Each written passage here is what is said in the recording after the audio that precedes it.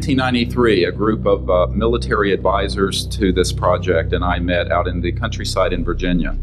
And we decided that it was time for civilians, military, intelligence, and other people to come together to disclose the truth about the subject, which is called UFOs. How do you keep something secret?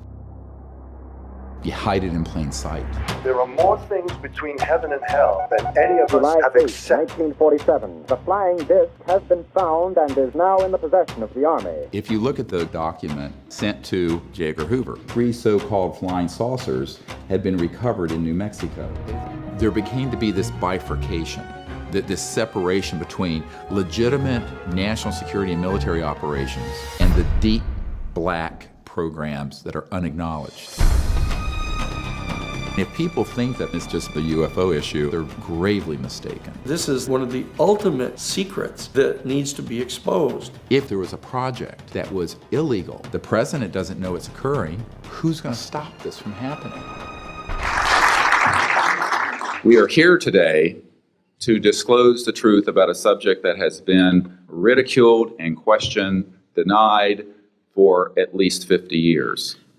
The men and women who are on this stage and the some 350 additional military intelligence witnesses to the so-called UFO matter and extraterrestrial intelligence can prove and will prove that we are not alone.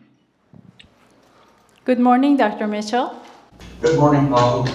I am a former astronaut working alone on Apollo 14. And so I have a little bit of off the Earth experience, but we're not alone in the universe. They have been coming here for a long, long time, it seems. The evidence would suggest that, perhaps hundreds, maybe even 1,000 years. There's some that would even say that the pyramids, both in Egypt and in South America, that aliens aided us in building those, and that seems to have a reasonable ring to it. My name is John Callahan. I'm a retired FAA employee. My name is Larry Warren. My name is Daniel Sheehan. George Filer. My name is Carol Rosin. Morning, ladies and gentlemen. My name is Clifford Stone. I was Sergeant First Class, United States Army. I had a secret clearance with nuclear authority. What I'm referring to here is that I was involved in situations where we actually did recoveries of crashed saucers, for lack of a better term, debris thereof. There were bodies that were involved with some of these crashes, also some were alive. While we were doing all this, we were telling the American public there was nothing to it. We were telling the world there was nothing to it. 20 years ago, in 1980, I was a security specialist assigned to RAF Bentwaters, Woodbridge, NATO Air Force facilities in Suffolk, East Anglia. I went through a portion of a 3-night UFO event where objects made incursions over our WSA, fired pencil-thin beams of light into them, and adversely affected the ordnance, possibly. These objects were on the ground on 2 different nights. Potentially, there was another life form seen. This is an unpopular truth. These events were of extreme defense significance to not only Her Majesty's government, but this government as well, and they are still shrouded in secrecy. Well, 2 years before I retired, I received a call from Alaska region where the region wanted to know what to tell the media. When I questioned, tell the media what, he says about the UFO, and it went downhill from there. What UFO? He says, well, this is the first time that we have recorded radar data on a UFO, and these guys are going to get all excited, drooling over all this data. I said, well, you're going to tell the public about it. And he says, no, we don't tell the public about this. It would panic the public. When I got into the command post, the senior master sergeant in charge said that there had been UFOs in the pattern all night, they're on radar, and that one had landed or crashed at Fort Dix. An alien had come off the craft and had been shot by a military policeman. President Carter, upon taking office in January of 1977, held a meeting with then the Director of Central Intelligence, who was George Bush Sr., and demanded that the Director of Central Intelligence turn over to the President the classified information about unidentified flying objects and the information that was in the possession of the United States intelligence community concerning the existence of extraterrestrial intelligence. This information was refused to the President of the United States by the Director of Central Intelligence, George Bush Sr. In 1974, after being a sixth grade school teacher, I was introduced to the late Dr. Wernher von Braun, in the U.S., the father of rocketry. He said to me, "Carol, there is a lie being told to everyone that the weaponization of space is now first being based upon the evil empire, the Russians. There are many enemies," he said, "against whom we're going to build this space-based weapon system, the first of whom was the Russians, which was existing at that time.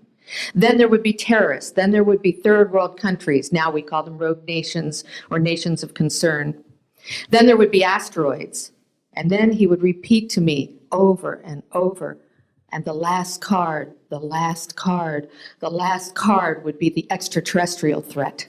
And I think that what has happened, from the best we can tell, from insiders that have briefed me for now about 8 years, is that we have lost control of these projects from a constitutional law perspective because the infrastructure within military intelligence and corporate channels is so well funded and so complex and labyrinthine that there are compartments within compartments within compartments, and people who are in the Congress who make inquiries, and in fact President Clinton, when he made inquiries, were simply denied access, as you heard earlier that President Carter was denied access. We've set back, we've told the American people that there's no such thing as UFOs.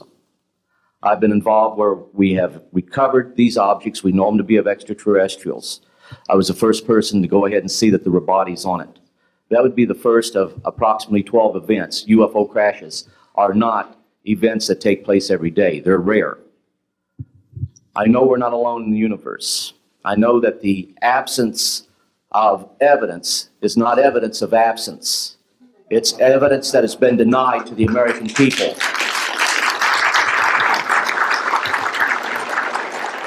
I stand before you today in my almighty God, and I tell you this. If Congress calls me in and says, "Will you testify in detail what you know?" I stand here today prepared and ready to do just that. Governments must never lie to the people for no reason. Thank you.